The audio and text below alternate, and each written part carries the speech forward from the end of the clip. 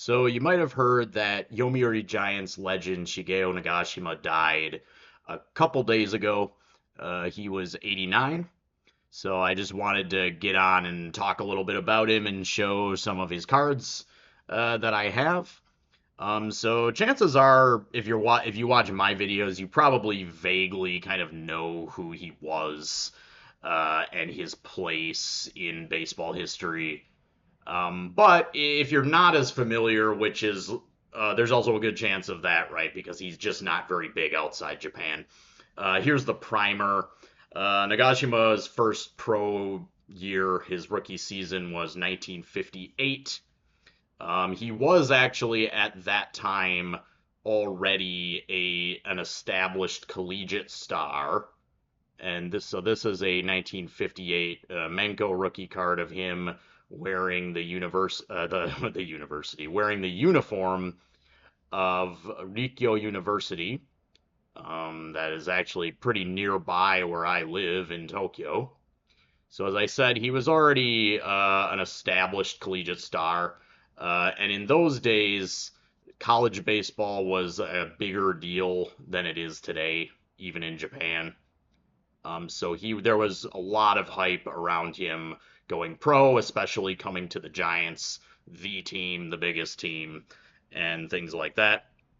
So he would go on to pair with Sadaharu O for about a decade and a half, about 15 years. And he and O became an unstoppable force in Japanese baseball. As I've said, and as you probably know, Western collectors, American collectors pretty much only focus on O, and there's comparatively little interest in Nagashima and other players as well. But here, especially in Japan, you can't really talk about one without talking about the other. They're known as ON, and they're kind of like Biggie and Tupac, right? Like you can't talk about Biggie without talking about Tupac and vice versa.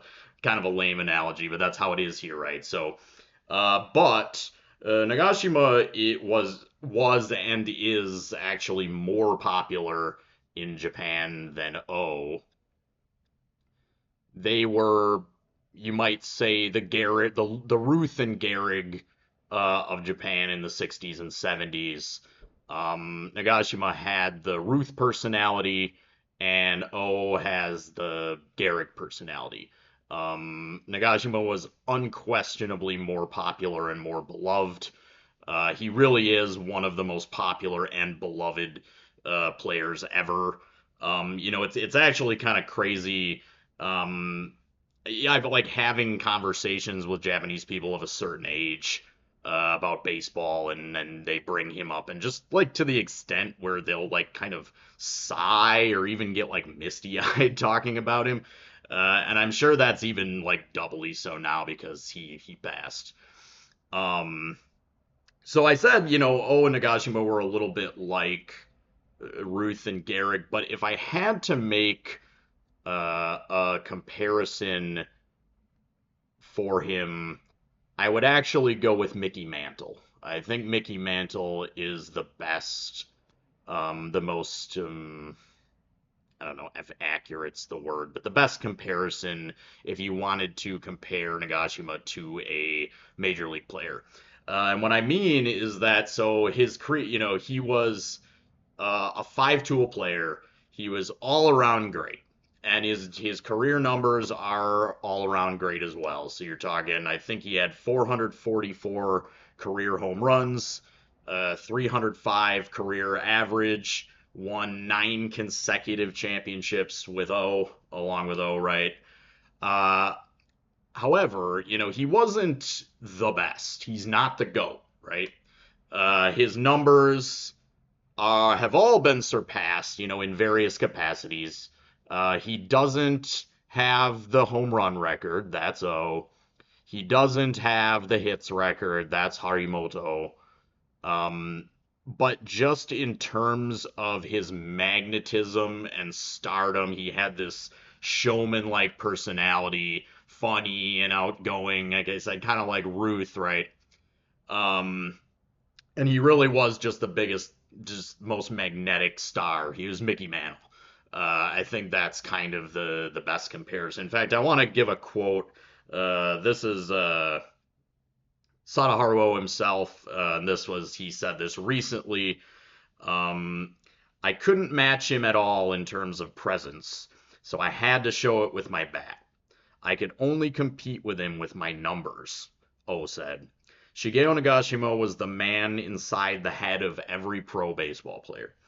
So, yeah, I would say just kind of, and I just, just as a way to contextualize him for you, right? I don't necessarily, this guy is the Japanese, this major league player, right? It's maybe doing them a disservice by not letting them stand by themselves. But just as a way to sort of contextualize it. So those were some early Menkos of him, and I'm kind of going in chronological order, so I'll show you some other early stuff. These are a couple manga I have, and these are from very early in his career. I'm pretty sure even rookie season. I would have to squint and check the very tiny date on this one, which I didn't do before the video. Sorry.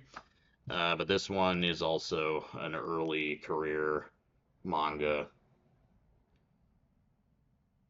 Man, look at how young he looks. So yeah, moving on, I'll do some Calbies, and you can't really, if you have this card, you can't really not show it or bring it up. This is the big one. His 1973 Calbee #1. This is the first Calbee card ever. Of course, Calbee is the second longest running baseball card issue, next to only Topps.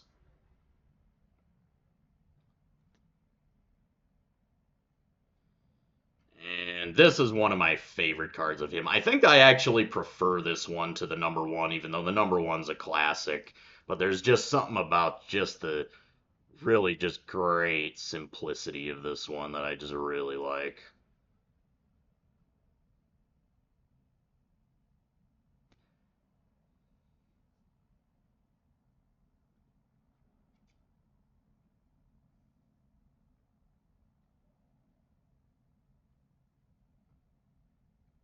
So after his playing career was over, pretty much immediately after, he became the manager of the Giants right away, snap in 1975, the year after he retired. So the Calbies, those two Calbies I showed you, including the #1, those are from his penultimate season in 1973. He retired in 1974 and then became the manager. He actually had two stints as the Giants manager. The one in the 70s and then mid to late 70s, and then another one in the 90s, early 2000s, and the later one was more successful. His first stint actually wasn't that successful, especially comparatively speaking, because the Giants had just come off of 9 consecutive championships and things like that. But this is one, so this is him, I think, a really fitting image, being kind of carried off into the sunset. I think this is just a great image that just sort of illustrates his popularity, and how beloved he was. But this one is commemorating the Giants' 76 Central League pennant. They actually would lose the Japan Series that year, and he never won a Japan Series as a manager in his first stint. He did, however, during his second stint in the 90s, 2000s. I think the Giants won in 2000 or 2001 at least, if not another one as well. At that point, Hideki Matsui was on the team and stuff like that. So I'm actually getting ahead of myself because I'm showing mid 70s cards when he's a manager. But I have a couple more older ones. These are from the 60s. So this is a 63 Doyusha Mengo.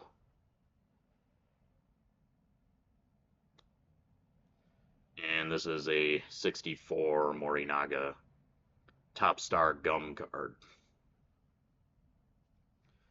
So here's a couple more. These are later Menkos. Menkos were actually, they kind of stopped being regularly produced in 63 for whatever reason, but they would pop up, here and there. This one's nice because it's got O in the background. So O was a player. O retired after the 1980 season. So O was a player under Nagashima for about half a decade. Um, and then here's another one.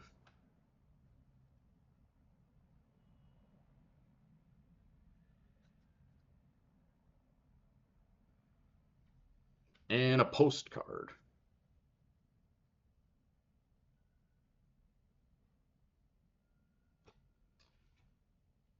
All right, guys. Well, as always, thanks for watching. Peace.